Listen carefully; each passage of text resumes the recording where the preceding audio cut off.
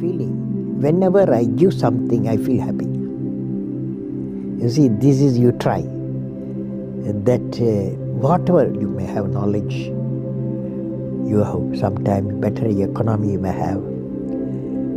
Better, because sometimes you have a kind words you can have. So if you use and make somebody's life happy, that is you are giving, and his or her life is happy, that's a best thing a human being can think of. Then you will get a conflict-free world. That's why I used to say, where there is righteousness in the heart, there is beauty in the character. Where there is beauty in the character, there is harmony in the home. Harmony in the home. Where there is harmony in the home, there is order in the nation. When there is order in the nation, there is peace in the world. Where is the starting point? Where there is a righteousness in the heart, beauty in the character, harmony in the home, and the order in the nation, peace in the world. All are one after the other is coming. So where we start? We start the righteousness. Remember this incident, 1979, SLV-3 satellite launch vehicle, I was the project director, mission director. My mission is to put the satellite in the orbit. Thousands of people worked nearly 10 years. I reached the Sriharikota, and it's in the launch pad. Countdown was going on. T-minus 4 minutes, T-minus 5 minutes, T-minus 1 minute, T-minus 40 seconds. Computer put a hold, don't launch it. Computer says don't launch it. I am the mission director, I have to take decision. Everything is on. Behind me there are 6 experts. They saw computer database coming in and screen, and they see the pictures in the screen. They said there's a problem. The problem is there's a leakage in the system, in the control system. But immediately calculation, no problem. We have got sufficient fuel and oxidation for control system is control the rocket to the required altitude, and we can go ahead. Now, of course, my expert's view, but I took the decision. Problem is mine. Finally, I took a decision. I bypassed the computer, I launched the system. Okay, I launched the system. This fellow went. First stage worked is a 4-stage rocket, and second stage got mad. It went to spin. Instead of putting the satellite in the orbit, it put in the Bay of Bengal. 1979, it was a failure. It was a failure. First time I experienced my failure. How do you manage the failure? Success I can manage. So at that time, a great man, a great leader, Professor Satish Dhawan, he comes to me, I am very tired working nearly for months. He wakes me up, come, let us go for a press conference. Press is meeting there, like this, number of people, world press, with photos, this and that, all the gadgets, they are there. I was really frightened, I will be the culprit, because I am the project director, mission director. What Satish Dhawan said, Chairman, Indian Space Research Organization, said, dear friends, we have failed today. It's the first time I have to do all the success, all the failure is, I want to support my technologists and scientists and staff so that next year they succeed. So he took the whole blame himself. And then media asked, you put Bay of Bengal so many crores, you have put it. Like that, a lot of criticism. He received the criticism. He assured them in a year we will succeed with our team. It's a very good team. Next year, here only interesting happened. Next year, July 18, 1980, when he succeeded, Professor Dhawan said, you go and conduct the press conference. Do you follow what this means? It means when the failure occurred, the leader took it up. When the success came, he gives to his team. How did you become so great? How did I become so great? That's the question. Well, which class you are studying? Fourth. What's your dream in life? I want to become a singer. Singer. Hindustani or Carnatic? Hindustani or Carnatic music? Any music. Any music. Well, I don't know how we can, I don't know. You know, it's a relative terms. So I personally believe you must have a dream.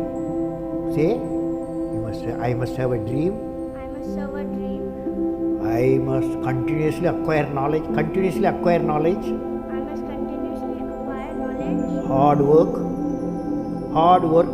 Hard work And perseverance. and pursuance. One should not be not afraid of problems. Not afraid of problems. That you will be successful. We should know how to handle not only how to handle the success, how to handle the failures. Particularly you are in the management environment, I want the young people to understand how to manage the failure. Because any task you do, you have to come across problem. Problem should not become the captain of the individual or the project chief. And the project chief should become the captain of the problems and defeat the problem and succeed. And for a culture of excellence. The excellence not by accident. It is a process where an individual continuously strives to better oneself.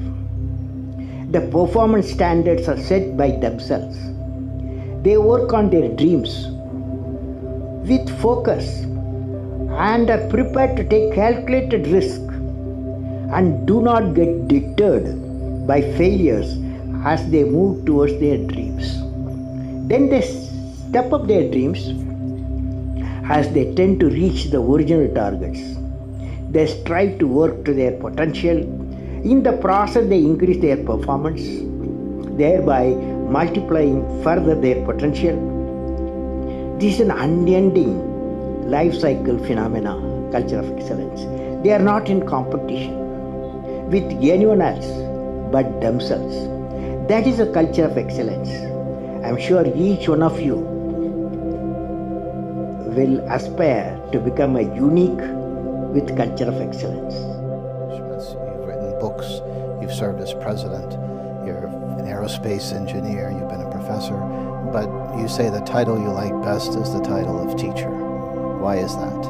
You know, I had a teacher when I was a young boy, 10 years boy, wartime, the Second World War going on. At that time, I used to see in my class, 5th class teacher, in science teacher, his name is Subramania Iyer.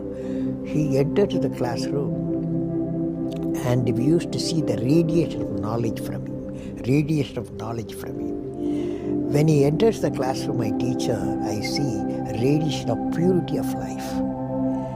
And the way he taught, my dream got shaped. What should be my way of life? He is the person, the teacher gave me the vision of my life when I was a young fellow.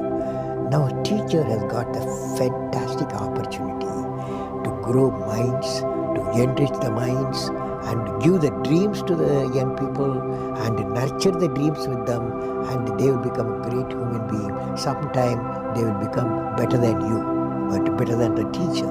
So that opportunity you have. And also the teacher, like what I am doing, I am a professor, I can also do the research. Young researchers will work with me. That's a great pleasure when they get the PhD. History has proven that those who dare to imagine the impossible are the ones who break all the human limitations. In every field of human endeavor, whether science, medicine, sports, arts or technology, the names of the people, just now I listed some of the names of the people who imagined the impossible are engraved in our history. By breaking the limits of their imagination, they change the world. You take C.V. Raman, you take Newton, you take Einstein, you take Chandrasekhar. By breaking the limits of their imagination, they change the world. Carefully hear me what I am saying. What did I learn from the youth of 11 million people? I learned every youth wants to be unique. Every youth wants to be unique. That is you. Every youth wants to be unique, that is you. But the world around you is doing its best day and night to make you just everybody else. Now, the question is whether you want to be you or everybody else. You want to be you? Not everybody else. Now, if the question being like everybody else is convenient at the first glance, but not satisfying in the long vision. The challenge, therefore, my young friends, is that you have to fight the hardest battle.